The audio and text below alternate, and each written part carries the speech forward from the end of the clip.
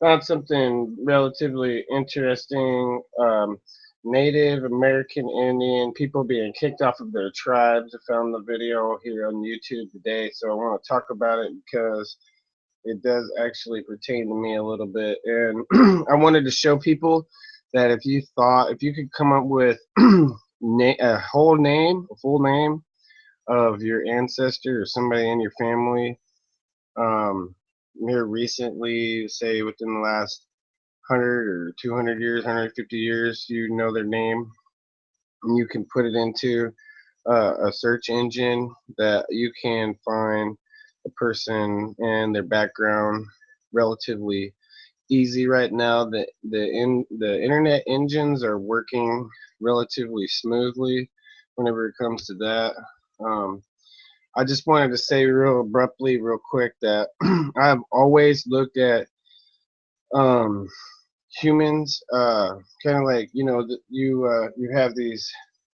It's like the survival of the fittest almost. You have the clashing of the minds. You have one one side is always corrupted and there's greediness involved and they're trying to waste money or abuse their authority to get more money access to it, and the other people are trying to figure out what is really going on. How come they're not, these other people aren't working with us anymore, and it's not a friendly basis, is because they're not thinking of greedy things. They're trying to do the right thing.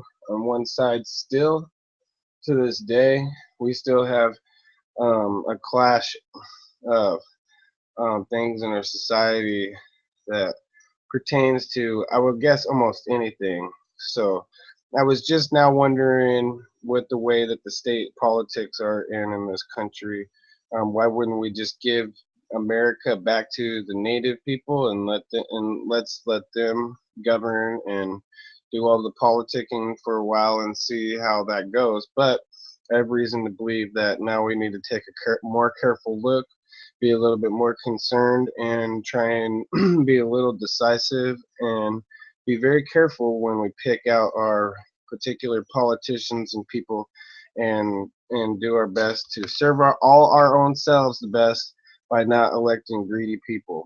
So what I was saying was, what if I were to inherit royalties from from one of any of the many fine um, champion type quality publishers clearinghouse. I mean, places like that that make people instantly rich and um, um, hope they don't die of a heart attack from the happy moment that they have being told that they're now being given um, royalties.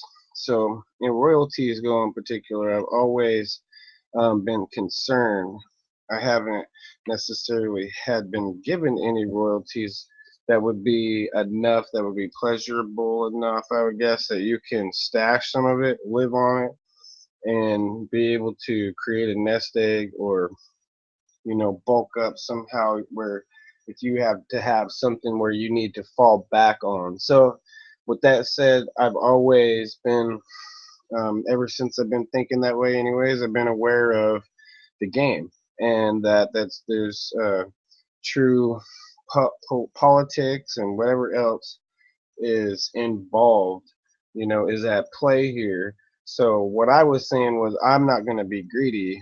I'm going to give myself a cushion to where if they give me royalties and then they strip the royalties from me, then I'll have saved some of the money that I had some way, so that my property tax would be paid or whatever else I have, so I don't get the boot, you know, from where my situation is, and not live too extreme or lavishly over the top, so that I can't control my destiny and my own situation on my own at that point in time, and be able to live on the royalties that I'd saved. So that's just saying that if I was given anything significant, I would want to have had some kind of backup plan to fall back on. So here we have a video. I'm just gonna show the video because I don't want to get in trouble again. for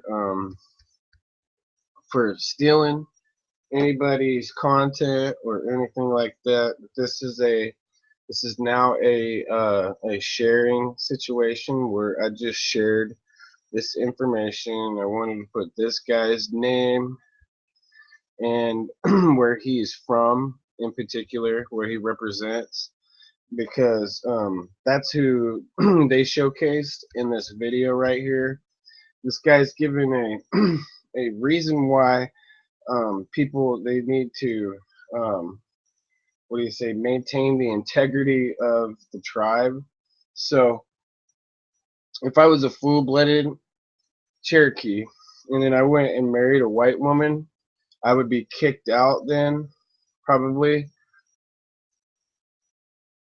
the way that these panels are running here, because later on in this video they talk to the lady who did the report on this video here. In the video showed that the tribe hired a guy to do some like forensic and background check like a private investigator would on that particular subject. He would, that's what kind of investigative stuff the guy did in his occupation or whatever. So they hired the guy, and then they decided not to use the guy because he found out that the person that they were trying to evict, the woman's family, because she's no longer alive. Basically, the tribe council came up with some way to saying that you have to watch the video and hear for yourself and listen to what they had to say. What this guy is trying to say, I think he's kind of a jerk, if you ask me, because he doesn't look like he's deprived of a bath or of a meal or a house or anything like that. So he looks pretty well groomed to me for an Indian. Anyways, so on the other side, they're saying, well, this is all that we've known. This has been our, our home and where we've lived. So you definitely have to check out the video. So now I'm saying shunning, since they're shunning these people out, now we have to come up with a definitive political approach. Now we do have DNA testing and other ways of testing and stuff. Here is one way. Say I was looking for somebody's grandmother or something like that, or somebody in their family who is in fact a native person, and then you look them up on the census. They're on the American census now. If you go to look these people up, and it'll tell you on the real census, once you find the real census for the person,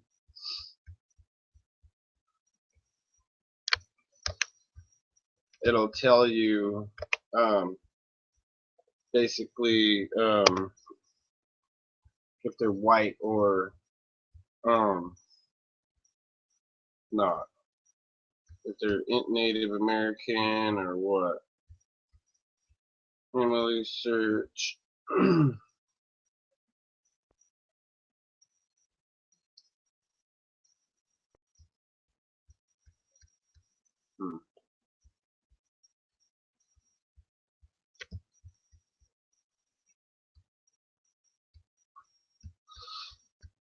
No, that person is definitely not.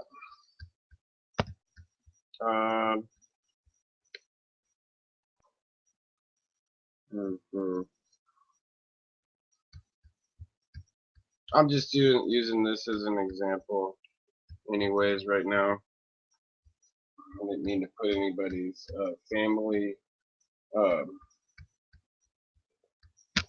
genealogy or anything like that. I was just making an example right there. If you know the person's name and where they were located at, they have the American census up there to where you can look that information up and it will tell you what the person is or not. So there's all that I have to suggest after rambling on about all the different things that I was talking about.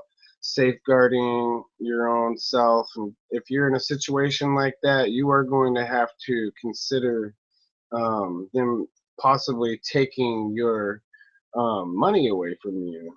If you're given royalties or cut a check or whatever they're doing for people in their tribes or anywhere, you have to consider the fact that we live in a world where um, there are people that are not true innovators, so they can't take money and re-innovate and then keep on creating a bunch of business and a better welfare state for people. Not on welfare, I mean people be able to obtain their own money and credentials, their own self, without having to go through the government for it or some other abusive means that obviously, in my opinion, on that video there, I believe they are being very greedy.